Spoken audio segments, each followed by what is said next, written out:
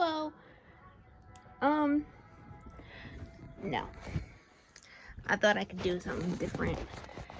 It's fine for TikTok purposes. You know how high up this was? But I'm wearing my little skirt design. I really need to start recording when I have new ideas. But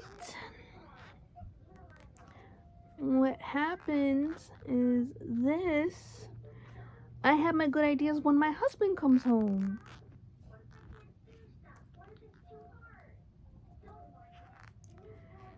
And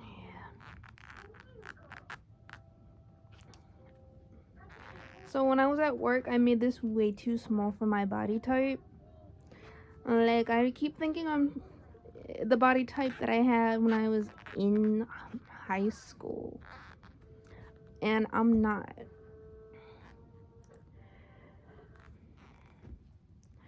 But since this is not the finished product, I'm gonna make it taller. Make it taller for myself. For one reason is because I may turn this skirt into a dress.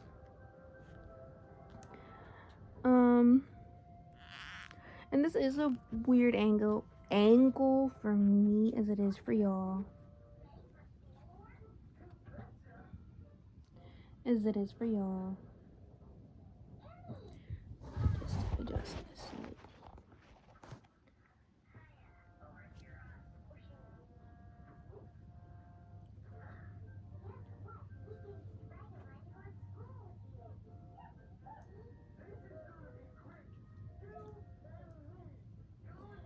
Yeah. This is definitely a different angle for both of us.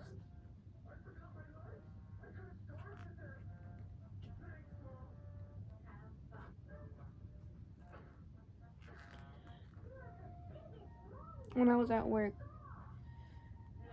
I know I'm playing Yarn Chicken because I did it slightly different. This is a little awkward for me.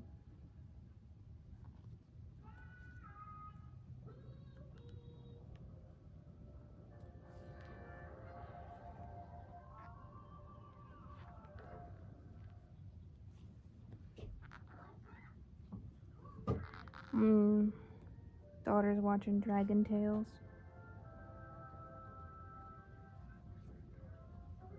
I'm glad I record. I'm glad I record because I make so many mistakes.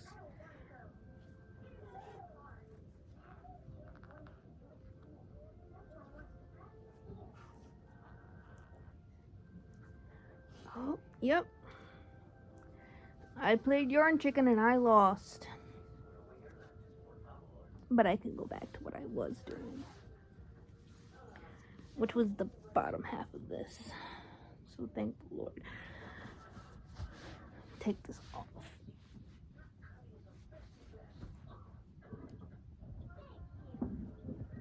I don't know how long I gotta make it. But y'all really, oh my god, y'all really, on one of my videos, y'all really like gave me the love. So I wanted to show you.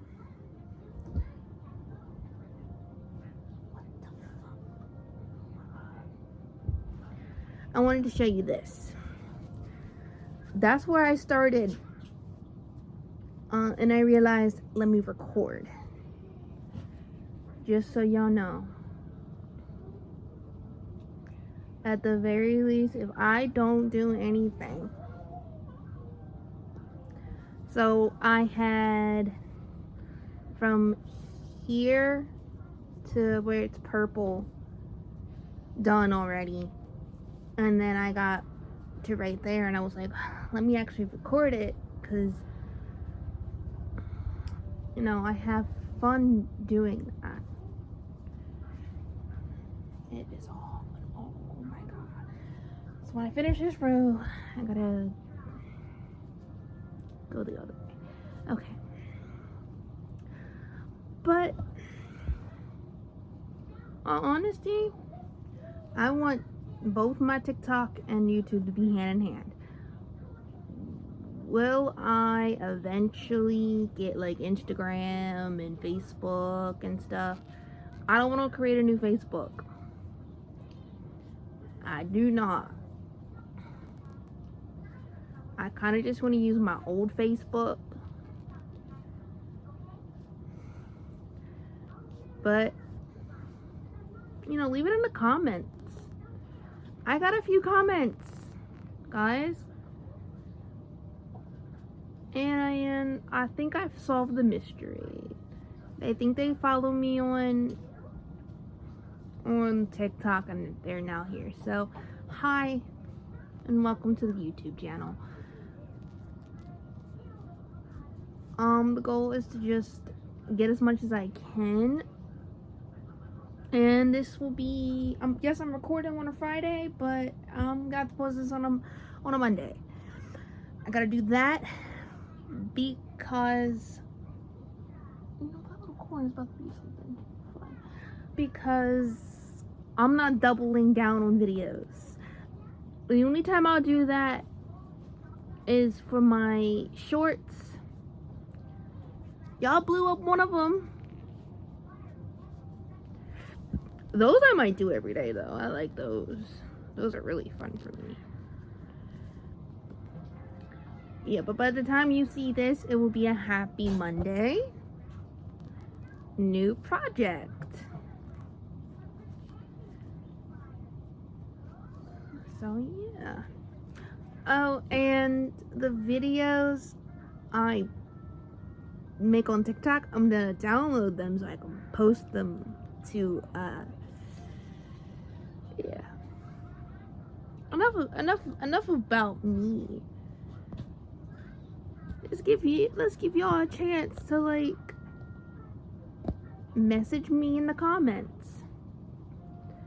So like yesterday I took the time to like look at my comment section. So I am gonna get better as time goes on when it comes to being a content creator. And this is all about confidence. My YouTube channel is all about building my self-esteem, getting my confidence up there. And when I saw a couple people say hi to me after I said hi, I mean I say hi to to everybody. Like when I say hi in my videos and then I got highs back in the comments, it just made me feel better. Like people do see my videos. Yes, you gotta start from somewhere. And I think it's time for me to do a little, not story time, but we'll say story time. When I was pregnant with my baby girl, I experienced my first ever mental health hospitalization. And my experience, you know, was fairly good. The start of it was the worst because nobody knew what was happening, nobody knew what was going on. After a while they realized, oh, maybe she isn't mentally insane, you know, maybe it's just her hormones, and then I don't know what it was, but I did something to make them go, maybe no, maybe no, maybe no. And then they sent me to another mental hospital because the mental hospital I was in was full. And the only reason I'm doing this, guys, and talking about this is because I saw a couple YouTubers do this. And there might be people out there that need to know, you know, about mental hospitals. It's good to educate the people that have no idea. You know, I'm pretty fortunate that I had a decent mental hospital. And, you know, I was a little frustrated the second time around. Because we'll get more in detail. Let's just start it off. So yeah, let's just start it off. My daughter sent me to the mental hospital twice when I was pregnant with her because she was my first baby. I was, you know, cooling off on the marijuana. It was time for me to slowly like rely on it less and less. I knew it was time for me to do that. And that's what CBD was for me at the time, for me to finally chill out on marijuana. Not completely get it out of my life, just chill out on how much I used it, because I knew marijuana was going to be expensive once our roommates moved out and stuff, because they were working on moving out. And I didn't want that in my life. You know, you didn't want to be heavily relied on with it. But fast forward to, you know, after that realization, you know, I with the hormone change and the part of the pregnancy where she was an embryo, and I was still on marijuana at the time, like all those mixtures together sent me in a psychotic state that my husband didn't know what was going on. My mother didn't know what was going on. My roommates were like, what the fuck, man? The words coming out of my mouth didn't even make sense. I know what it means now. You know, my brain told me the one thing that I needed to know, is that I was pregnant. You know, so one thing my brain told me, you're pregnant. So my brain did I need to break generational curses. That's what my words were trying to get out, but my brain was going so fast because it was already going really fast because of the marijuana, and then my brain has, with me having ADHD, already goes fast on its own, so it didn't help. It didn't help at all. But let's fast forward a little bit.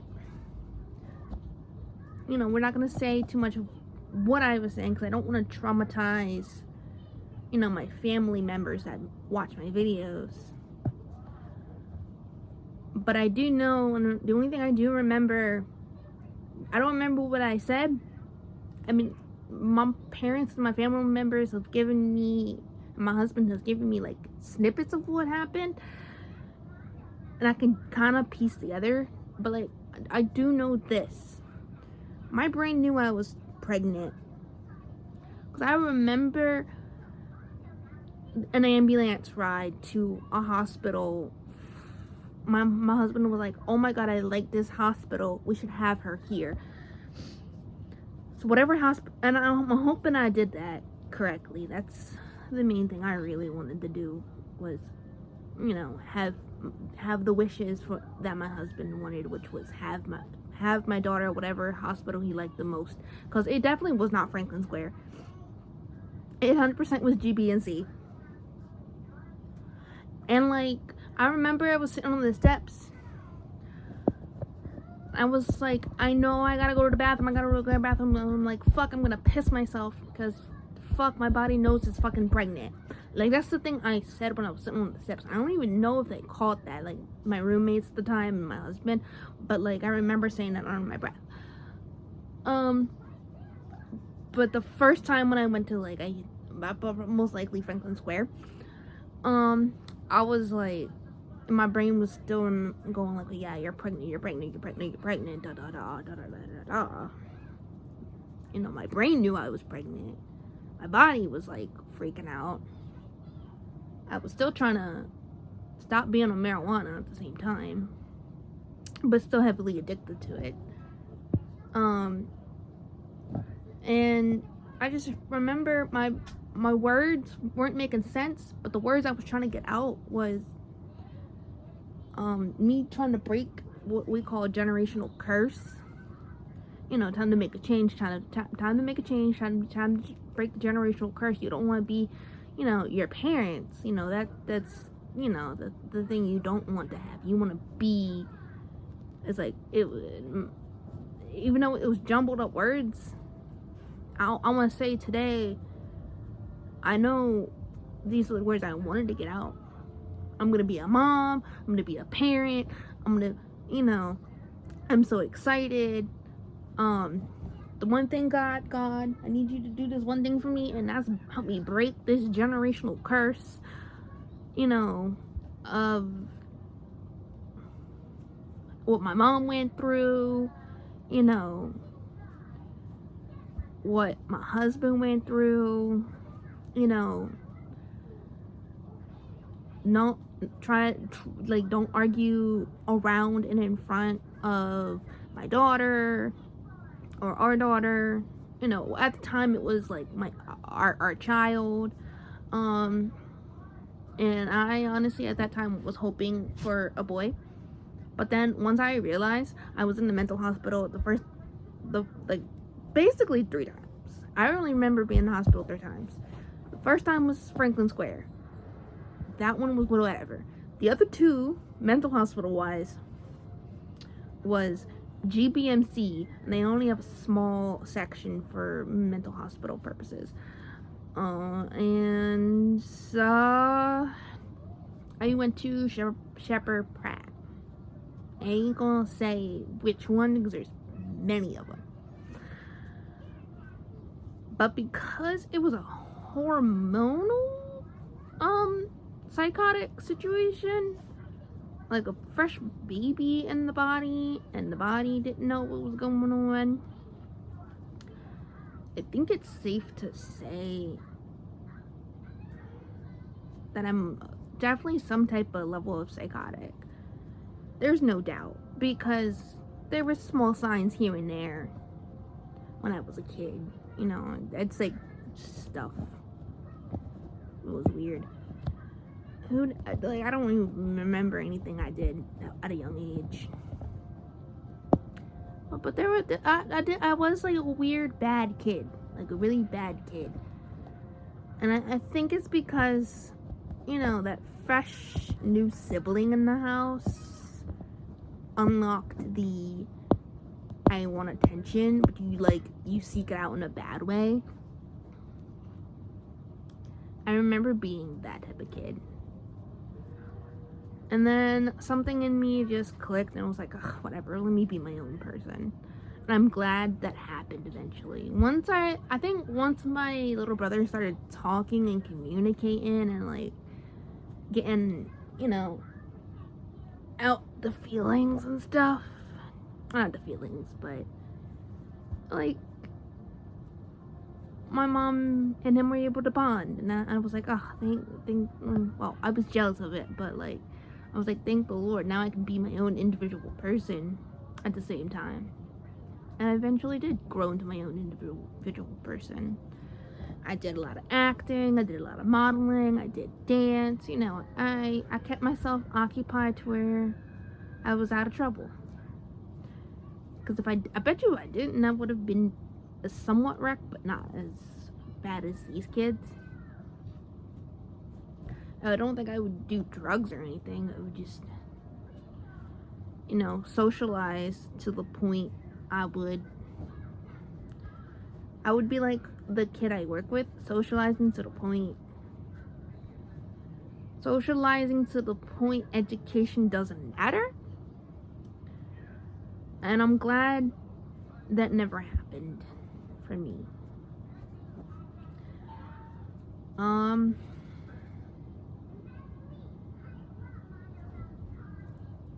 But yeah.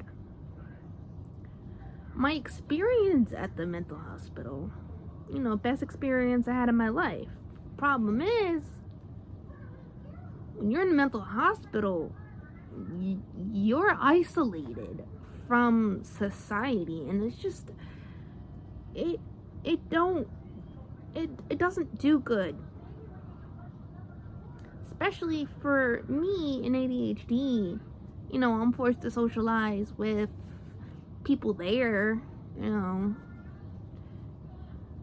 and like do the coping skill classes they provide for you, and like you can socialize with the nurses. Like I had really good nurses. There was a few times, oh my god, I had nurses that were like, go back to bed, go back to your room, you're not supposed to be. But I'm up, and I don't want to feel psychotic sitting in my room with like literally blank walls and like 2 windows. You're telling me I gotta suffer through staring at the fucking walls? Hell to no. If I can be at least conversational with the staff, like, let me be conversational. And aren't I supposed to come up to you when I'm having like issues with my body? Like there was one time I felt really annoyed, and I'm so glad one of my good nurses that I liked there came in like an hour or so later. Like they were to help transition them out and transition the new employee, not new, the morning employees in. I was like, God, yeah, but like the separation from social, like society, like when it comes to work, when it comes to work and my husband and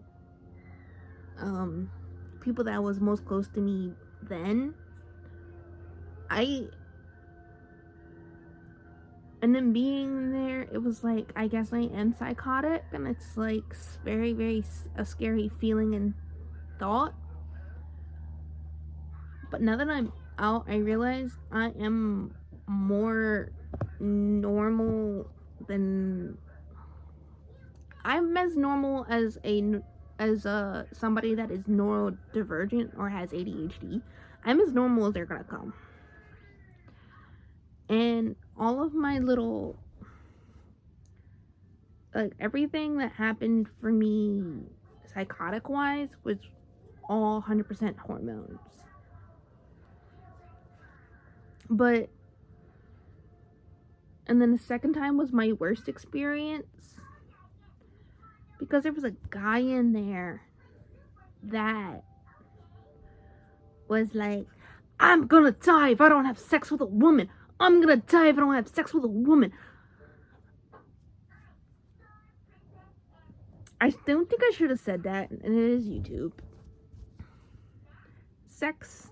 I say sex because it's literally what it's called in my head. If I can get more scientific on what it actually is called, like intercourse, yeah, but like,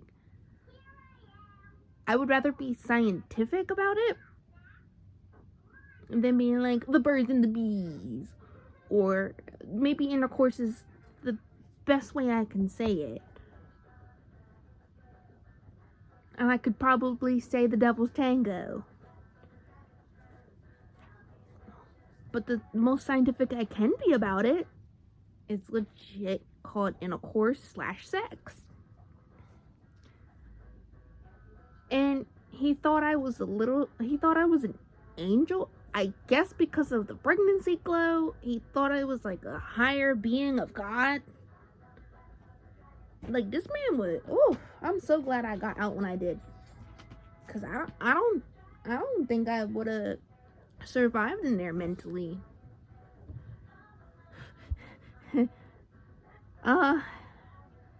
Like, it got to the point, like, I was on 100 milligrams of the medication they were giving me, and I was like, okay, yeah, I know I'm doing good. I was getting that deep sleep, and I knew I was gonna get out on time when they suggested I was gonna get out. But then he decided to walk in my room talking some nonsense about, if I don't do this, I'm gonna die. scared the shit out of me. Not literally, but like scared the shit out of me. And I was getting paranoid up in there. Real paranoid. Like, I'm so glad that the RN nurses were like, yep, we're changing your room. Nope, nope, nope, nope. Because I knew I was going to get out and I wasn't coming back.